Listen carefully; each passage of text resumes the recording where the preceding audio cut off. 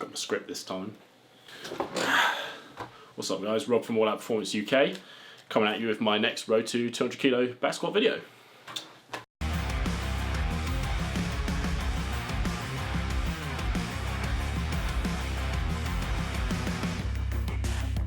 Right guys, so my next episode, I'm actually back to back squats again.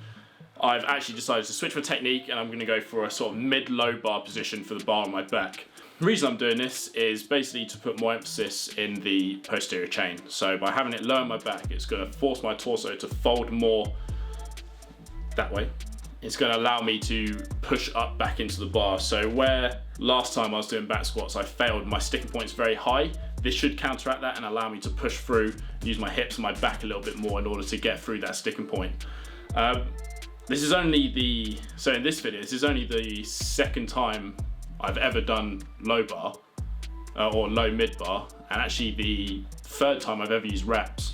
So I started off raw, just practicing the technique at 60, did a few reps at that, a few reps at 80, and I started wrapping from 100 kilos onwards. So with wraps, as you start, I wanted to start with them on earlier to kind of practice it, get the feel for it, but also start with like a looser wrap. So the wraps pretty much did nothing other than warm my knees all the way up to where I hit my top end set, where I wrap my knees a little bit tighter. Started 100, and then I made pretty big jumps. So now I went 100, 120, did 120 for like 2 or 3, I did 140 for 1, and then from 140 onwards I only did singles. So I did 140 for 1, I jumped straight to 160 for 1, then I did 170 for 1, which felt really good. I think just everything about that lift was just perfect. I pushed evenly throughout my whole foot. Considering I've only done that sort of low mid bar position once before this session, I'm quite happy with hitting my top end, which was 180.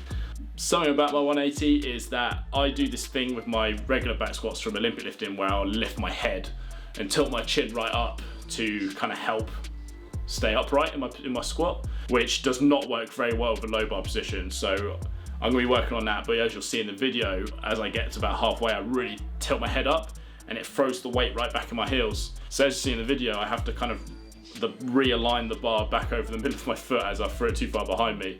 And it kind of forced me to hit that sticking point in a different way. Like, if I hit the rep smoothly and straight through the middle and didn't tilt my head back, I think I would have flown 180 quite easily. So I felt great at the bottom. It's just where the bar came out of line, I felt like I lost all of my power output, and I kind of had to shuffle back in to then finish the rep off. So I'm gonna be doing a lot of foundation work, like practicing the technique, making sure I don't tilt my head back so high and aggressively, and pretty much practice getting that bar in line. So look out, I think next week I'm even going to end up hitting 185 is the goal, and I feel like I'm fully capable of hitting even more than that at the moment. I've just got to practice the technique, and that's basically it on the low bar back squats.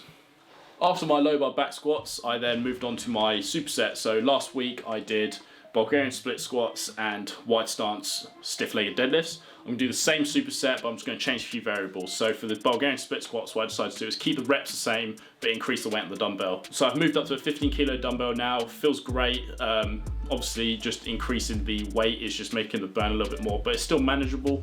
I feel like every week it feels better even though I'm going heavier. So that's a good sign. My stability feels a lot more balanced as well.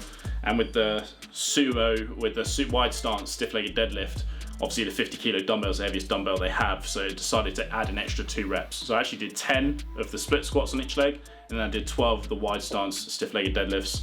Did 3 sets of that, and I only did that with 90 seconds rest between each set. So by the end of the 3rd set, my legs were really burning, and basically that's the entire goal of that, is to really challenge my stability and challenge my posterior chain. So I'm really liking that superset, but this is my last week of it. So as of next week, I'll be switching the movements around, and I'm not sure what I'm going to do yet. So keep up with the next video to see what I end up doing for that. And for the last bit, guys, same as last week, I'm just progressing what I did. So I'm going to go to the hack squat machine. I attached my 2 green bands to create the accommodating resistance to the machine. I just feel that really adds a nice element to that machine, as in the further through the movement I go, obviously the more intensity I hit, which really works well for my sticking point, because obviously, as we all see, nearer the top of the movements where I tend to struggle. So I'm hoping this is gonna have quite an impact on me. Instead of a pair of 15 plates, I just whacked on a pair of 20s. Nice, simple way to progress it, but you know, that's what I'm gonna do for the next week I'm gonna go up again. So basically I did 4 sets of 15. Yeah, 4 sets of 15 with only a minute's rest in between. So it was a nice little finisher, a nice little burnout for the end of the session. And that was my entire session. So what I've learned is that in the earlier weeks, I don't want to overload with volume because the intensity is so high. Doing the max effort work means my hypertrophy work is a little bit less. So I've only done a total of 3 different exercises, and one of them is a superset. But later in the week, you'll see is where I do all my real sort of hypertrophy work. So lots of different variations, which I'll post in another video. I'm really enjoying the low mid bar position. It feels so much more powerful to me. It feels like I'm really utilizing my low back and my hips a bit more. Even the speed of moving sort of the similar weights I would in high bar just feels a ton better. Not to say that I'll never do high bar again. Obviously low bar and high bar are 2 different variations which I can swap in and out. But that sort of rear delt position for the bar feels really good for me. So I'm definitely going to be seeing that for the future for a few more weeks, maybe even an extra cycle longer, just to see what I can really get up to. Yeah, and that's about it. Alright, take care guys, and I'll see you in the next video. Peace out.